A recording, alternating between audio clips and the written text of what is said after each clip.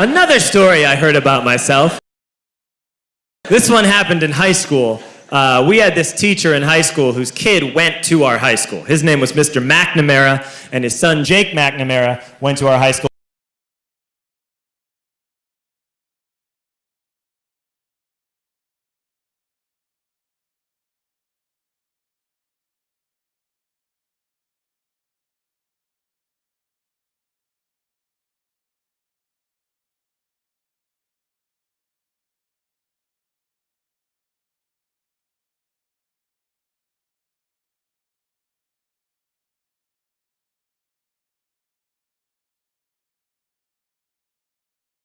Well, he was a sophomore when I was a senior, so he was 2 years behind me.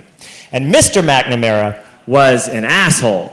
And one weekend, he and his wife decided to leave town, which you should never do if you're an asshole.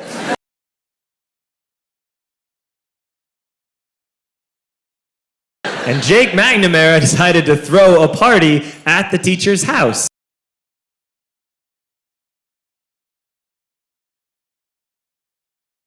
Hooray! And everyone around town heard about it, and we all got up individually and thought, okay, let's go over there and destroy the place.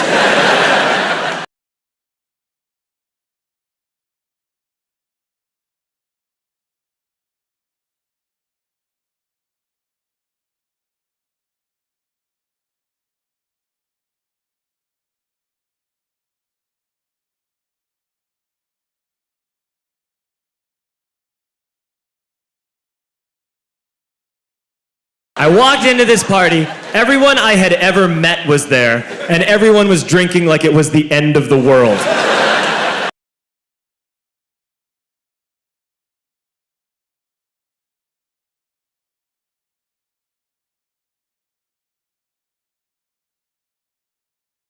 People were drinking like it was the Civil War and a doctor was coming to saw our legs off.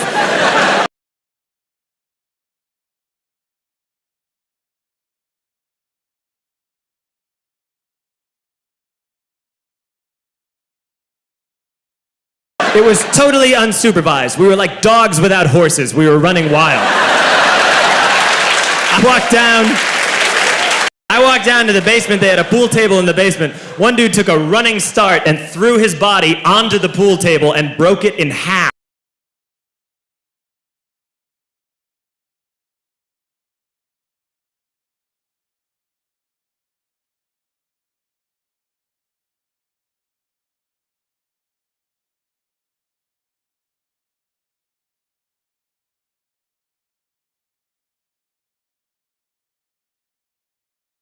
Another kid found out which room was Mr. McNamara's and went upstairs and took a shit on his computer.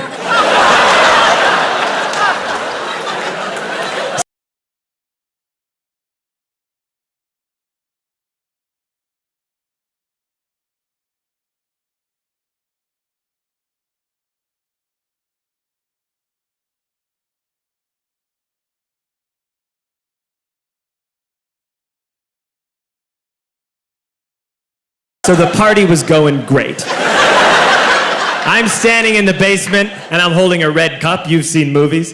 And I'm standing there and I'm holding a red cup and I'm starting to black out. And I guess someone said like, something, something, police.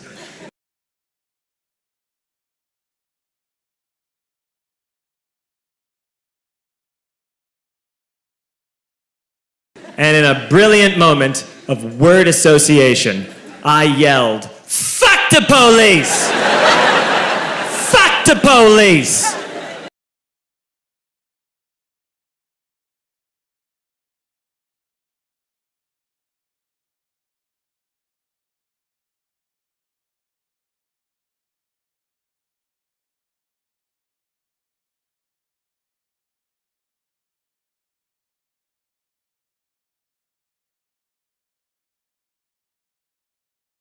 And everyone else joined in. 100 drunk white children yelling, "Fuck the police."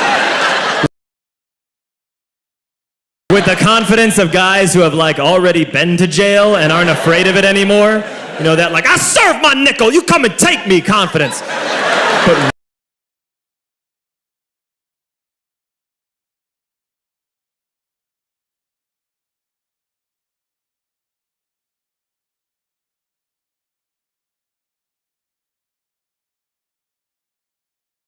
white children. The reason someone had said something something police was because the police were there.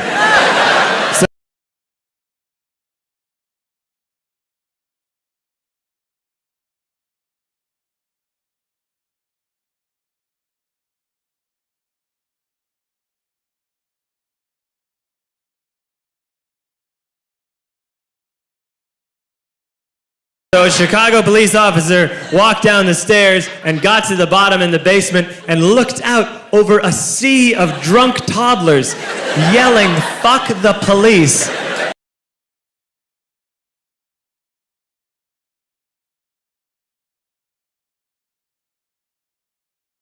In his face. And he was almost impressed. He was like, wow. And then he leaned into his walkie-talkie and went, "Get the paddy wagon."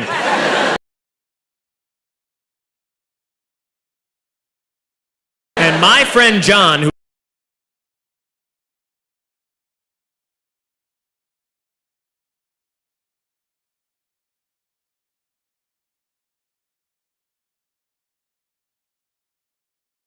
is now a father, this man now has a baby. He grabbed a 40, smashed it on the ground, and yelled, "Scatter!" And everyone ran in a different direction. We all ran in different directions. It was like that scene in Ratatouille when the humans come in the kitchen and all the rats go in different ways.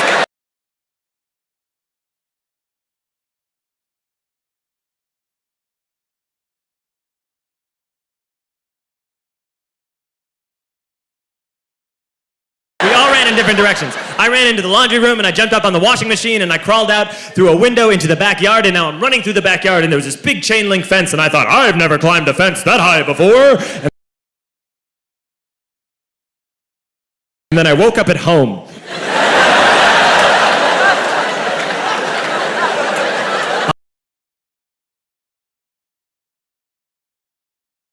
On Monday, I went to school because that's what we did back then. And I'm walking into the school building, and who do I see but Jake McNamara? And he says to me, "Hey, were you at my party on Saturday?" And I said, "No." You know, like a liar. And he said, "Things got really out of hand. Someone broke the pool table. Someone took a shit on my dad's computer. But the worst thing," he says, "the worst thing is that someone stole these old antique photos of my grandmother, and my parents are freaking out about it."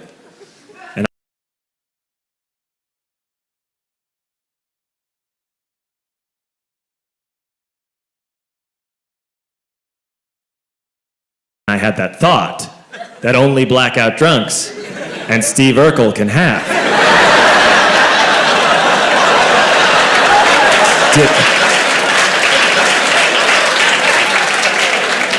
Did I do that?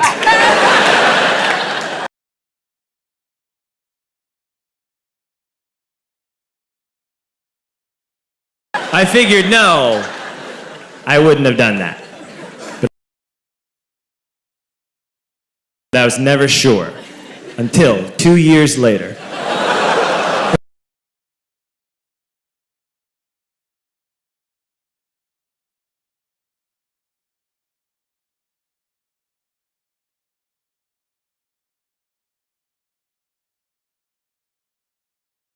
Relax.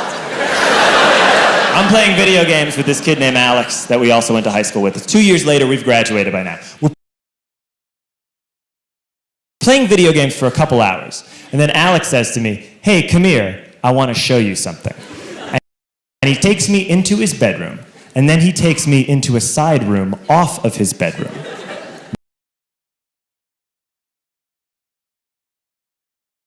Never a good thing to have. And he shows me a tiny room that is covered wall to wall in stolen antique photos from different people's parties over the years.